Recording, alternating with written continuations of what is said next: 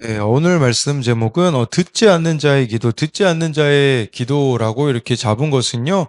2절에 보면요. 오늘은 여러분 이제 시드기야 왕으로 다시 나오는데 한 여호와께서 그러니까 예레미야에게 하신 말씀을 듣지 않았거든요. 근데 시드기야가 3절에 보면요. 예레미야에게 기도를 부탁을 합니다. 이게 아이러니죠. 하나님 말씀은 듣기 싫은데 위기는 넘기고자 하는 그런 시드기야의 이런 이중성이 보이는 거죠. 근데 여러분, 이 시드기야의 모습이 사실 뭐 다른 사람의 모습이겠습니까? 우리도 하나님 말씀 듣는 것은 싫어하지만 문제 해결은 우리가 또 얼마나 바랍니까? 그래서 이 듣지 않는 자의 기도를 하고 있는 우리들의 또 모습을 오늘 말씀을 통해서 보아야 되는데요. 첫 번째로는요, 듣지 않는 자의 기도는 위기만 넘기면 된다고 합니다. 1, 2절인데요. 요시아의 아들 시드기야가 여호야김의 아들 고니아의 뒤를 이어 왕이 되었으니 이는 바벨론의 느부갓네살 왕이 그를 유다 땅의 왕으로 삼음이었더라.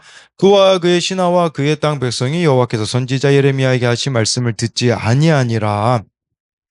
여러분, 이게 왕 이름이 좀 헷갈릴 수 있거든요. 근데 어제 말씀에 우리가 여호야김 왕, 그 하나님 말씀이 두루마리를 베어서 불에 태운 왕이 나오잖아요. 여호야김. 여호야김은 요시야 왕의, 제가 어제 요시야 왕의 아들이라고 말씀드렸잖아요. 요시야 왕의 둘째 아들이었습니다. 둘째 아들이 여호야김. 그리고 그 여호야김이 이제 바벨론으로 끌려가거든요. 끌려가다가 죽는데, 그러니까 이제 그 왕위를 이 여호야김의 아들 1절에 보니까 고니아가 이제 이어서 왕이 됐어요. 근데 이 고니아는요, 또 왕을 석 달 열흘밖에 못 합니다. 그 또 바벨론으로 잡혀가고 그 뒤를 이어 누가 왕이 되냐? 시드기야가 왕이 됐어요. 근데 이 시드기야는 이 고니아에게는 숙부입니다. 숙부. 그리고 이 지금 시드기야는 요시아의 셋째 아들이었어요. 그러니까 네, 여러분 이렇게 생각하시면 되죠. 그러니까 여호야김 왕의 이복 동생이었다. 이렇게 아시면 되는 거죠. 그러니까 여호야김 아들이 고니아니까 고니아에게는 숙부가 됨을 말해주고 있고, 그는 여러분 여호야김 같은 경우는 애굽에서 왕으로 세웠다면 이 1절에 나오는 시드기야는 바벨론이 왕으로 세운 자였다. 이렇게 이해하시면 되겠습니다. 그래서 네, 이렇게 남유다의 왕으로 되어져 있는데, 근데 중요한 것은요, 여러분, 이 시드기야에서 우리가 중요한 것은 2절입니다. 2절에서 우리가 확인할 수 있는 게 있는데, 그건 뭐냐면요, 지금 친애굽이냐, 친바벨론이냐, 지금 이 중간 사이에 껴있거든요. 지금 여러분, 우리나라도 마찬가지지 않습니까? 친중이냐, 친미냐, 이 사이에 껴있잖아요. 근데 진짜 중요한 것은 뭐냐면, 여러분, 친하나님 편이냐? 이거가 가장 중요하다라는 거예요. 우리가 지금 대통령 선거를 앞서, 이렇게 대통령 선거가 이제 얼마 남지 않았잖아요. 우리가 선택해야 되는 것은 친하나님 편이냐? 이거라는 거죠. 왜냐면요, 지금 이 바벨론이 시드기야를 왕으로 세웠지만 2절에서 이들이 보여주고 있는 형태가 뭡니까? 그가 누굽니까? 시드기야 신하, 그의 땅 백성, 시드기야의 땅 백성이라고 말하고 있는 것은, 근데 이 사람들이 어떻게 하고 있다고요? 여호와께서 선지자 예레미야에게 하신 말씀을 듣지 않았다라는 것을 이렇게 말씀해 주고 있습니다. 근데 여기 그라는 단어가 3번 나오는데 이 시드기야가 결국은 하나님 말씀을 듣지 않았다라는 거, 정말 시드기야가 말씀을 따르는 본을 보여주었다면 시드기야의 신하들, 그 땅의 백성들이 하나님의 말씀을 들었을 거라는 거예요. 근데 시드기야가 말씀을 듣지 않으니 다 듣지 않았다라는 거죠. 여러분, 여기서 중요한 것은 여러분들이 바로 그가 되는 겁니다. 하나님의 말씀을 듣는 그가 된다면 여러분들의 가족들이 말씀을 들을 것이고, 여러분 주변에 있는 사람들이 말씀을 들을 거라는 것을 보여주고 있는 것이죠.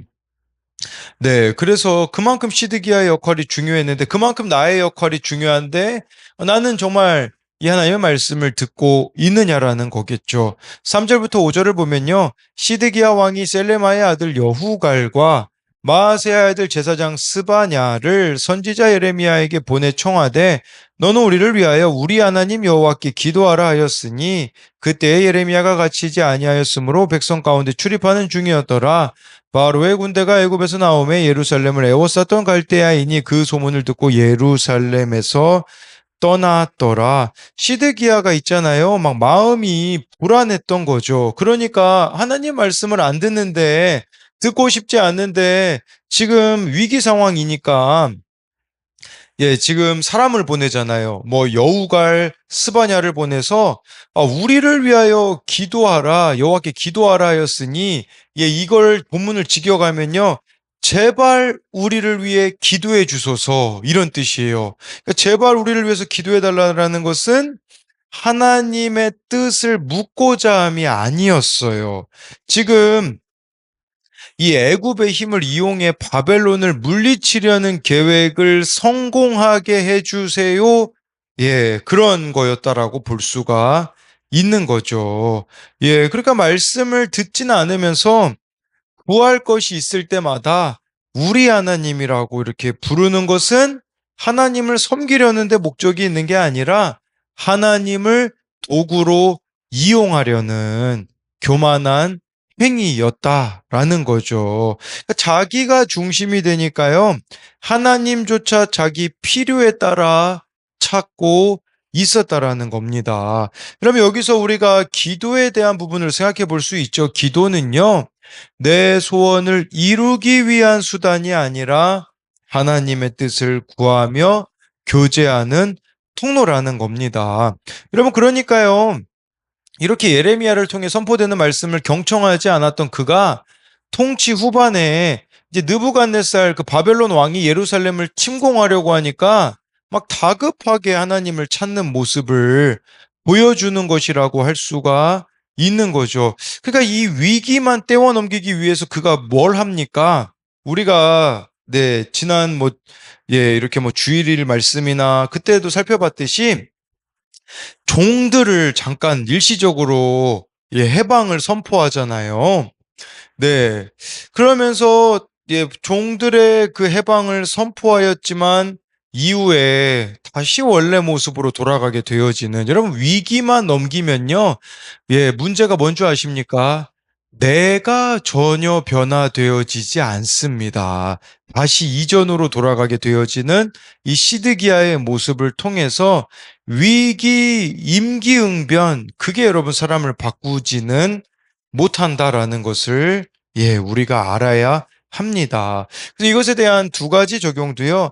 내 삶에 가장 큰 영향을 미치는 사람은 누구입니까? 나는 누구에게 영향을 주고 있습니까? 이것은 아까 2절에서 말씀드린 그가 세 번이나 나오잖아요. 시드기야의 역할이 참 중요했다.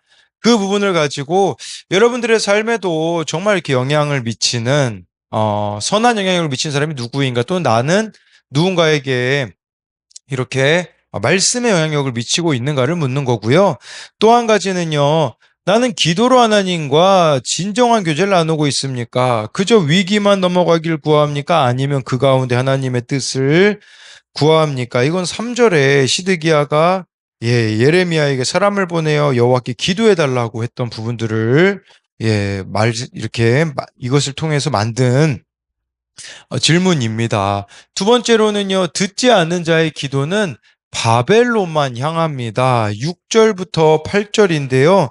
여호와의 말씀이 선지자 예레미야에게 임하여 이르시되 이스라엘의 하나님 여호와께서 이와 같이 말씀하시니라 너희를 보내어 내게 구하게 한 유다의 왕에게 아뢰라 너희를 도우려고 나왔던 바로의 군대는 자기 땅 애굽으로 돌아가겠고 갈대아인이 다시 와서 이 성을 쳐서 빼앗아 불사르리라. 지금 여기 보면요. 6절에 이게 바로 하나님의 말씀이 임했다. 그런 뜻이에요. 이게 원어로 보면요.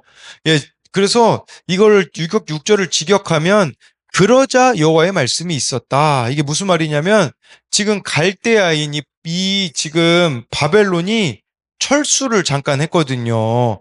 왜냐하면 애굽이 좀 이렇게 도와주러 왔기 때문에 그 애굽과 싸우려고 바벨론이 일시적으로 철수를 하니까 사람들이 뭐라고 생각을 했냐? 아, 이거 우리 이제 구원받았다. 이제 살았다. 근데 이 하나님의 말씀이 바로 임했다라는 것은 그게 아니라는 거예요.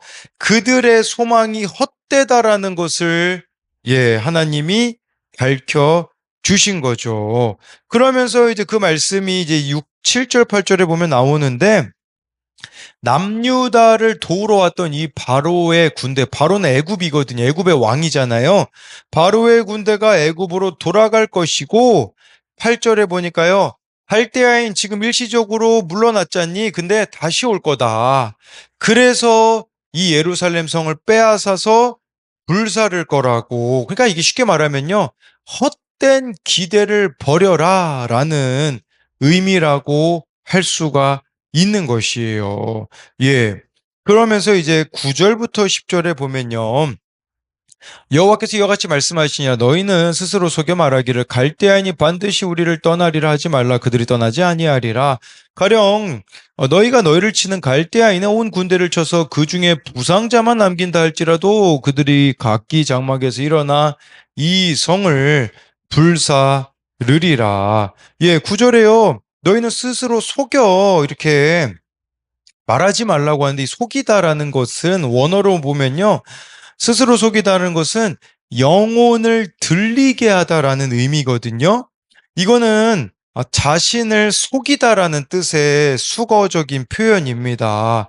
예, 그래서 예, 자기 자신을 속여 이렇게 영혼을 들리게 하지 말라라는 것은 지금 예루살렘 이 주민들이 갈대아인 이 바벨론이 떠나지 않을 것을 알았지만 갈대아인이 떠날 것이라고 자기 최면을 걸며 위안을 삼고 있었다라는 것이에요. 여러분, 이 스스로 속이다라는 거 우리도 이런 자기 최면에 빠지지 않습니까? 그러면서 하나님께서는요, 이제 10절에서 말씀해 주고 있는 거는요, 갈대아인의 군대를 쳐서 부상자만 남는다고 해도, 예, 그래도 이 바벨론으로 너희들은 멸망당할 수밖에 없다라는 거죠. 이건 뭘 이야기하는 거냐면, 예루살렘의 멸망은 있잖아요. 바벨론 군대의 강약과 상관없이 일어날 것이라는 겁니다. 예, 그러니까요, 여러분, 우리들의 삶에 갈대아인들이 있어요. 갈대아인이 뭡니까? 바벨론 군대겠지만, 더 구체적으로 말하자면요, 여러분들을 힘들게 하는 바벨론이 우리들의 인생에 있잖아요. 근데 우리는 그 사람들만 보면서 원망하죠. 불평하죠. 없었으면 좋겠다 싶은 거죠. 근데요, 바벨론에게만 향하고 있는 그 관심을 여러분들이 이제는 넓히셔서 하나님이 바벨론을 허락하셨다라는 관점으로 바벨론을 바라보라는 거예요.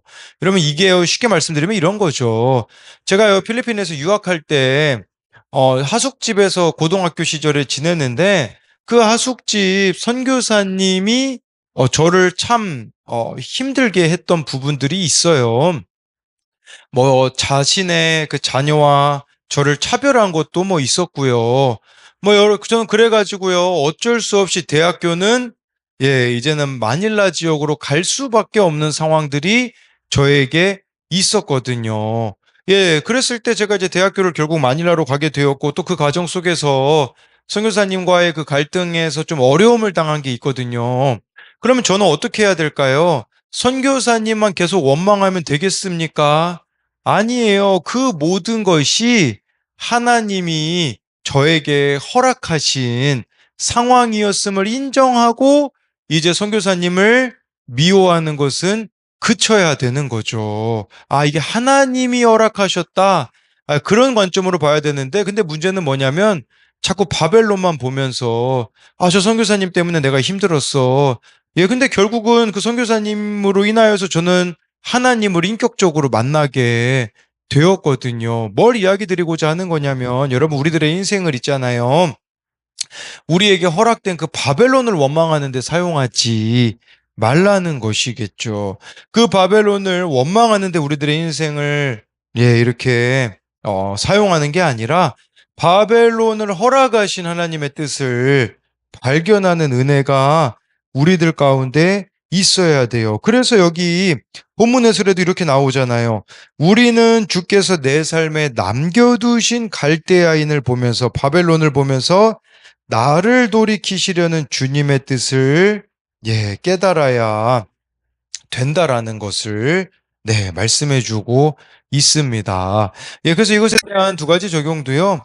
하나님의 뜻인 줄 알면서도 잘 안 되는 거, 일부러 하지 않는 것은 무엇입니까? 이것은 청소년용 큐티인에 이렇게 나온 적용 질문이고요. 또 한 가지는요. 하나님이 오늘 나를 돌이키시려고 내게서 떠나지 않게 남겨두신 것은 무엇입니까? 그래서 우리들에게 바벨론을 하나님이 남겨두셨는데, 그것이 결국은 하나님의 은혜를 붙잡게 만드는 것이라는 것을 기억해야 되는 거죠. 제가 어제 어느 설교를 들었는데요. 어느 선교사님이 그런 이야기를 하시더라고요. 여러분, 우리들의 인생에 정말 품어지지 않는 사람들이 있지 않습니까? 그것은 하나님의 은혜를 구하라는 사인이라고 하더라고요. 근데 우리는 하나님의 은혜를 구하지 않으니까 그 사람이 죽도록 미운 거라고 하시더라고요. 그러니까 우리가 그렇게 하나님의 은혜를 구하며 나아갈 때에 넓은 품이 되어질 수 있다라는 것을 그러니까 바벨론 원망하고 미워하는데 우리들의 에너지를 쓰지 말자. 이제 그런 의미라고 할 수 있습니다. 기도하겠습니다.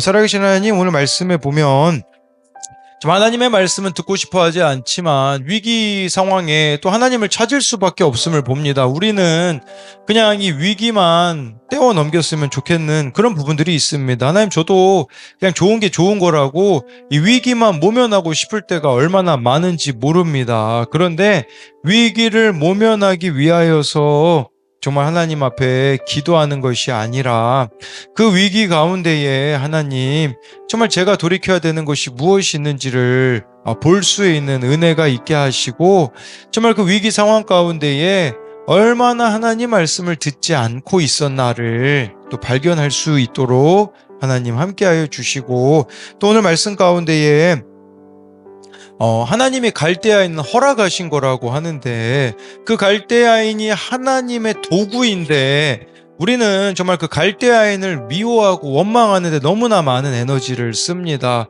왜 하나님이 갈대아인을 허락하셨는지에는 관심이 없기 때문에 갈대아인을 죽도록 미워하다가 끝날 인생이 되어질 수밖에 없는데, 하나님이 정말 우리들의 인생에 갈대아인을 허락하신 것은 그를 통하여 나를 돌이키시려는 주님의 뜻이 있음을 깨닫게 되어지는 은혜가 우리들 가운데 있게 하여 주실 것을 믿으며 살아계신 예수님 이름으로 기도드립니다. 아멘.